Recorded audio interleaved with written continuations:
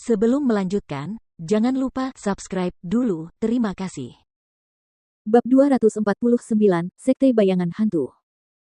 Dengan Dusin dan Deng Guangliang mengikutinya di belakangnya, tidak seorang pun berani mencari masalah dengan Huang Xiaolong. Jika tidak, pasti sudah ada belasan orang yang datang menyambut Huang Xiaolong dengan niat baik di kota baru itu.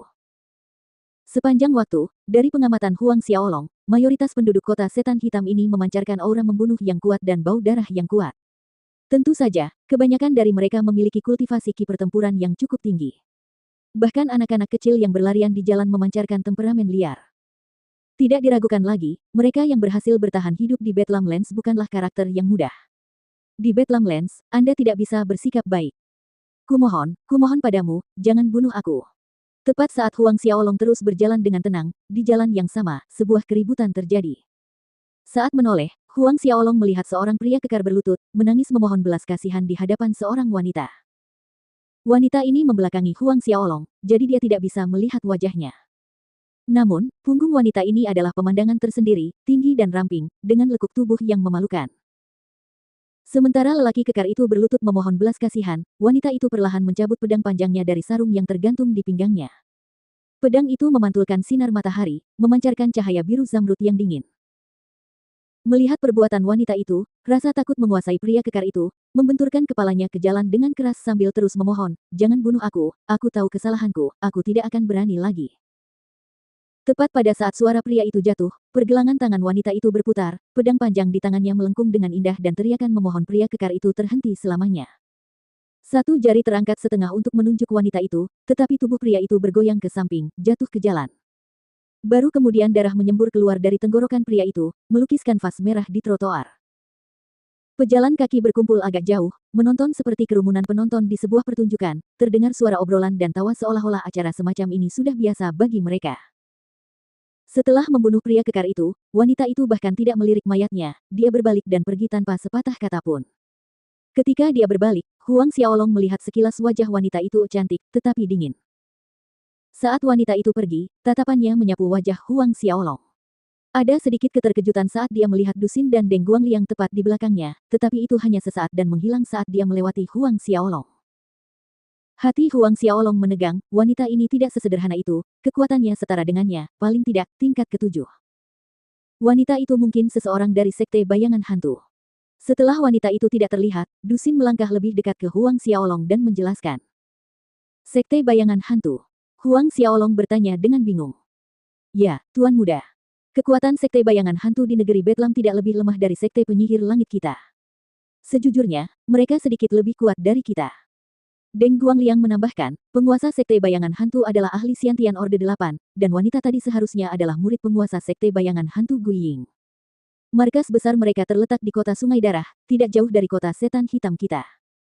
Huang Xiaolong menganggukkan kepalanya. Kota Sungai Darah iya.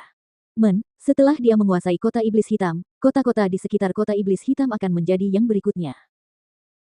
Segera, Dusin dan Deng Guangliang membawa Huang Xiaolong ke rumah besar mereka. Memiliki rumah pribadi di kota utama seperti kota iblis hitam merupakan simbol kekuatan dan kekuasaan.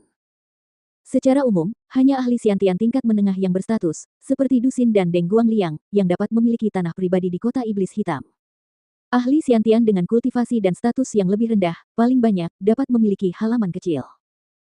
Memasuki rumah besar, para pelayan dan penjaga menyambut Dusin dan Deng Guangliang dengan hormat saat mereka berjalan menuju aula utama. Di aula utama, Huang Xiaolong duduk di kursi utama tengah. Ia telah memerintahkan Dusin dan Deng Guangliang untuk mengumpulkan semua pelayan dan penjaga istana ke aula utama.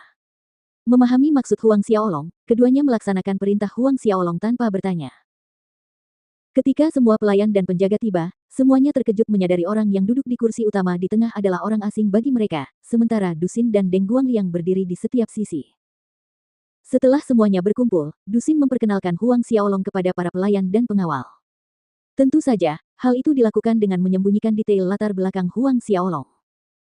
Terutama menyatakan bahwa Huang Xiaolong harus dipanggil sebagai bangsawan muda Huang, melihatnya tidak ada bedanya dengan melihatnya atau Deng Guangliang secara langsung, dan harus menunjukkan rasa hormat yang sama.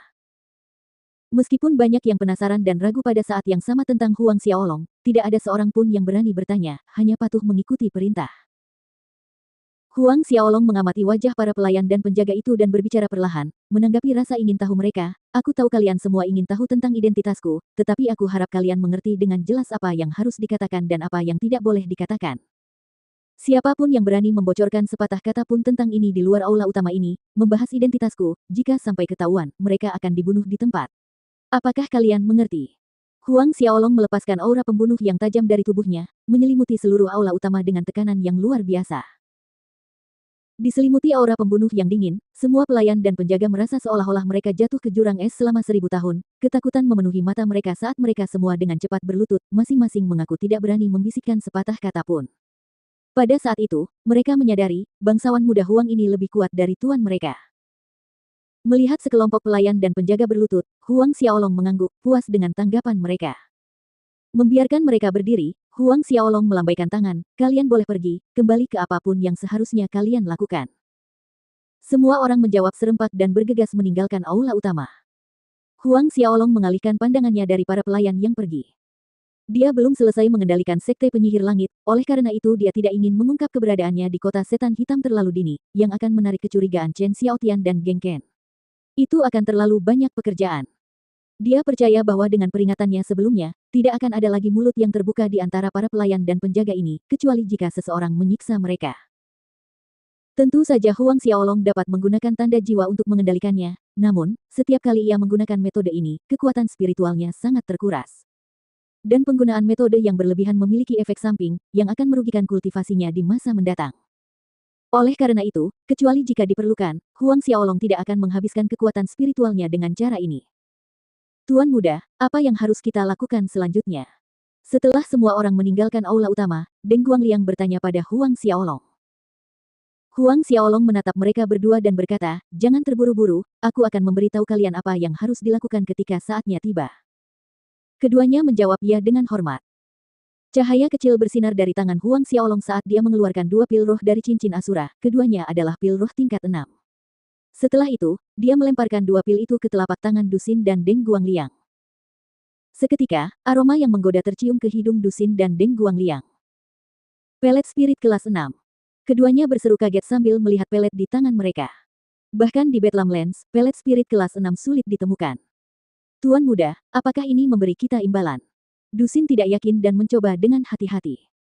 Huang Xiaolong mengangguk, bertindaklah dengan baik di masa depan, kau akan memiliki lebih banyak pil roh tingkat 6 ini. Meskipun Huang Xiaolong mencap lautan jiwa mereka dengan tanda jiwanya, memaksa mereka untuk tidak punya pilihan lain selain mendengarkan perintahnya, Huang Xiaolong adalah seseorang yang memiliki perbedaan yang jelas antara hadiah dan hukuman. Dengan mereka yang pantas diberi hadiah, dia tidak akan pelit.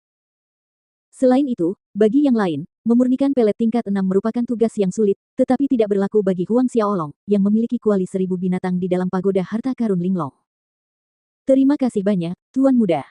Kami pasti akan melaksanakan semua perintah Tuan Muda, berusaha sekuat tenaga demi Tuan Muda sampai akhir hayat kami. Dusin dan Deng Guangliang berlutut dan bersujud saat mereka bersumpah. Kata-kata yang diucapkan jujur dan sepenuh hati. Huang Xiaolong mengangguk dan mempersilakan mereka pergi untuk saat ini. Dia akan memberi mereka instruksi nanti. Huang Xiaolong sudah punya rencana tentang cara mengambil alih sekte Sky Magi.